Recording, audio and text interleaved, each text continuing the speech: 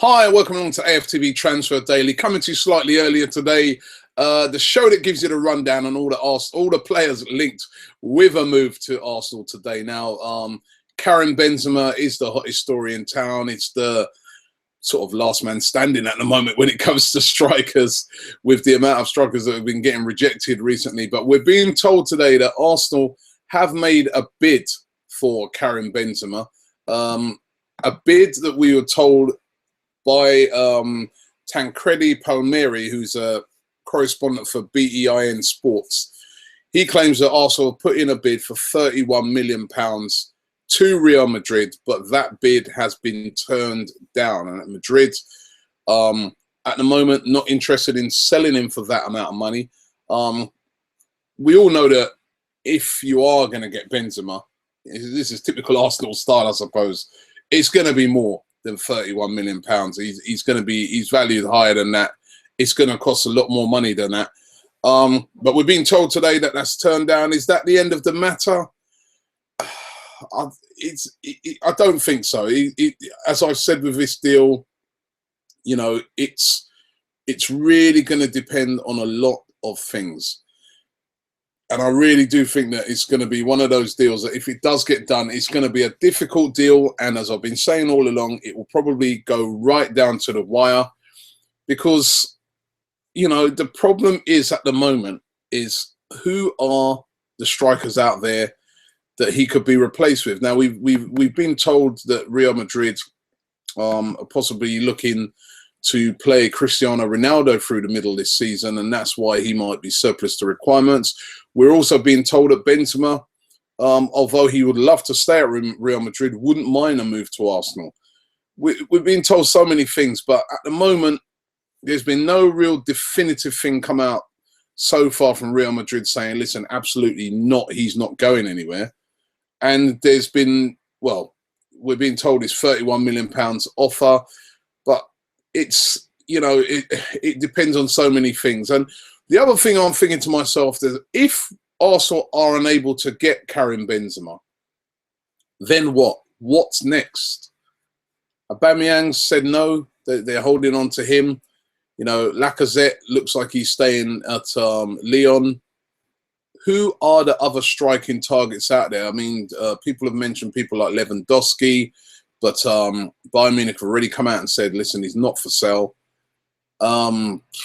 Who are those real top-class strikers out there that can come in and give Olivier Giroud a run for his money? Are we going to be able to get better than what we've got?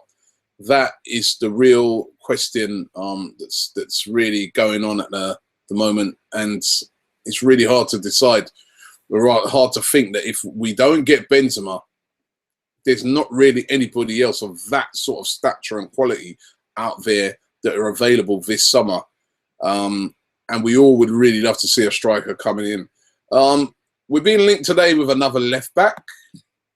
Another one.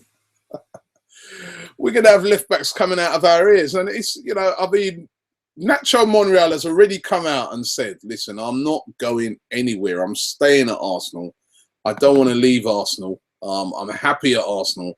But still, we keep getting linked to all of these left backs. The latest one is this guy, Sead Kolasanic, Tutor Mercato Web, which some of their links ain't always the best, I have to say. But it's all over the press again today. It's all over the press. They're linking us with this left back. He plays for Schalke. He's a Bosnian international. Kolasanic, you know, he's decent, but I don't know. As I said, I can't see us bringing in a left back. We've got Kieran Gibbs. We've got Nacho Monreal. Monreal's the one that we've been hearing the possibility of him leaving, but I really don't think that Monreal's going anywhere. So I don't know where all these links are coming from for all these left backs. Could it be like a backup player that Arsenal are looking to bring in? I don't know, but that's the latest left back linked with Arsenal. Whilst we're on Schalke, Julian Draxler again links today with Arsenal, also being linked with a move to Juventus as well. Juventus apparently looking at him, as well as Chelsea. So you've got three clubs at the moment taking a long, hard look at Julian Draxler, who, remember, he's still only 21 years of age, Julian Draxler. We were being told a couple of seasons ago that Arsene Wenger was thinking of bringing him in and converting him into a striker, which a lot of fans were getting very excited about. He's a tall player, very skillful, very direct runner. He's not a striker. He normally plays out on the flanks.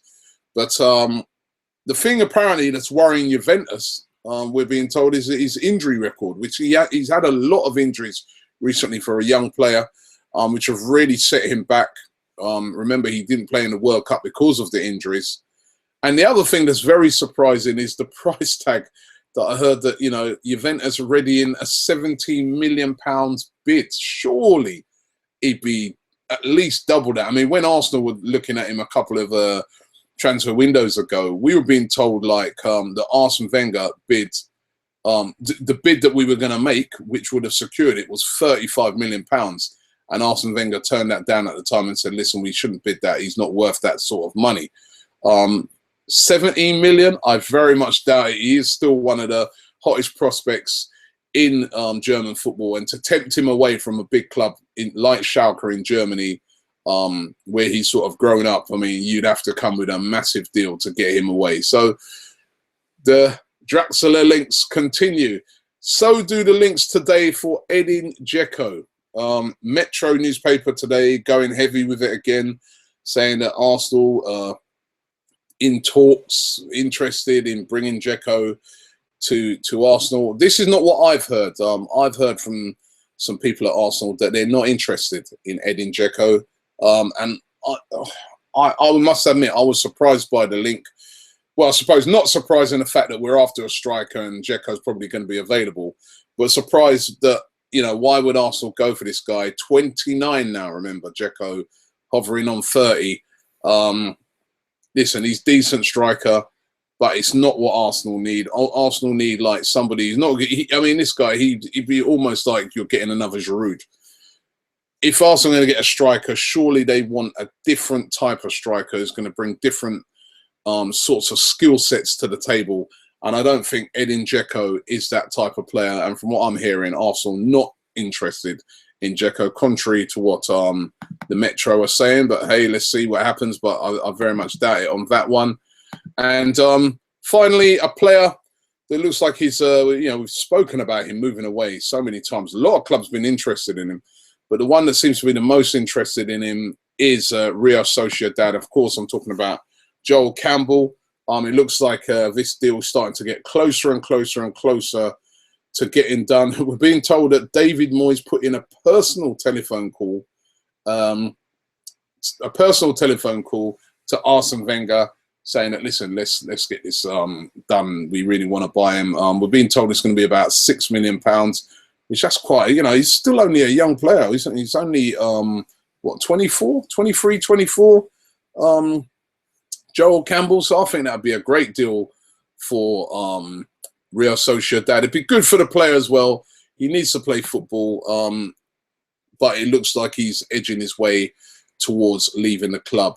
And yeah, that's more or less it today. It's kind of a quiet day today. Not lots of rumours flying around about Arsenal, which I don't know if that's a good or a bad thing. Let's get into what you guys have had to say. We're going to start off today with Stephen Phillips. He said simply Robert Lewandowski. That's who he wants us to get. And there's a lot of people been mentioning Lewandowski. Again, the chances of Bayern Munich selling Lewandowski are very, very slim. We've heard him being linked with a move to Manchester United, but I very, very much doubt that he's going anywhere, because there's such a lack of top strikers around, Shafin Visram says Wanyama should be who we go out and get as a defensive midfielder. Not a bad shout. I've been told before that they like him, but it's just the fact that his technical ability is questioned sometimes. But I don't know. I think he'd be good actually if he came in as a sort of backup Coquelin, but I very much doubt that that is going to be a deal that's going to get done. Uday Kieran, I hope I pronounced that right. Probably not. I'm sorry about that if I haven't. He says, how about Charlie Austin? Available and better than Giroud. Come on, are you having a laugh? Charlie Austin is better than Olivier Giroud. We really do give Giroud a hard time. Listen, I know. Listen, Giroud is not Thierry Henry, right? We've had some great strikers in the past. Henry, Bergkamp, and you're going to pay for striker for Arsenal. You're going to get compared to these guys, and it's really difficult. But Giroud is a good striker. Giroud, if he had been fit last season, I said it on yesterday's show, would have got over 20 goals. He was nearly out for nearly 4 months of the season, and he still managed to get, I think it's either 15 or 16 goals for the season. And you're going to tell me that Charlie Austin is a decent player, Charlie Austin. He's a good player, but he cannot walk in Giroud's shoes. It's not just the fact that Giroud scores goals. His hold-up play is very good. He's a very skillful player, a lot more skillful than people give him credit for. And, you know, he provides a lot of assists. You know, listen, I know that sometimes he has that sort of lazy style that gets on a lot of people's nerves.